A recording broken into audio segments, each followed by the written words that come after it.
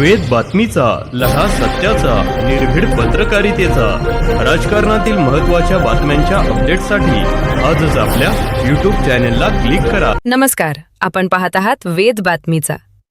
राहुरी विधानसभा पोटनिवडणुकीत राजकीय घडामोडींना वेग आला असून मुख्यमंत्री देवेंद्र फडणवीस यांनी माजी मंत्री प्राजक्त तनपुरे यांना थेट मुंबईला बोलावल्याने राजकीय वर्तुळात मोठी खळबळ उडाली आहे.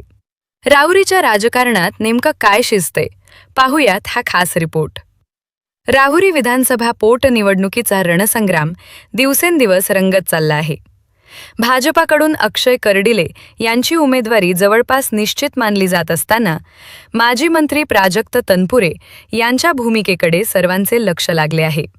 दरम्यान मुख्यमंत्री देवेंद्र फडणवीस यांनी शुक्रवारी उशिरा प्राजक्त तनपुरे यांना थेट फोन करून निवडणुकीसंदर्भात चर्चेसाठी मुंबईला बोलावले.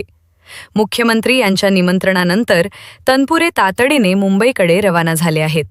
सूत्रांच्या माहितीनुसार राहुरीची पोटनिवडणूक बिनविरोध करण्यासाठी मुख्यमंत्री स्तरावर हालचाली सुरू असल्याची चर्चा राजकीय वर्तुळात रंगली आहे.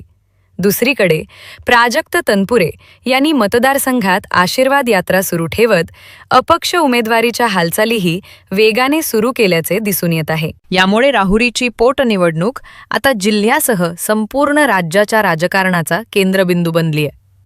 मुख्यमंत्री आणि प्राजक्त तनपुरे यांच्यातील बैठकीत नेमका कोणता राजकीय फॉर्म्युला ठरणार? राहुरीची निवडणूक बिनविरोध होणार की रंगणार थेट लढत? याकडे आता सर्वांच्या नजरा लागल्या आहेत. वेद बातमीच्यासाठी राजेंद्र उंदे, राहुरी.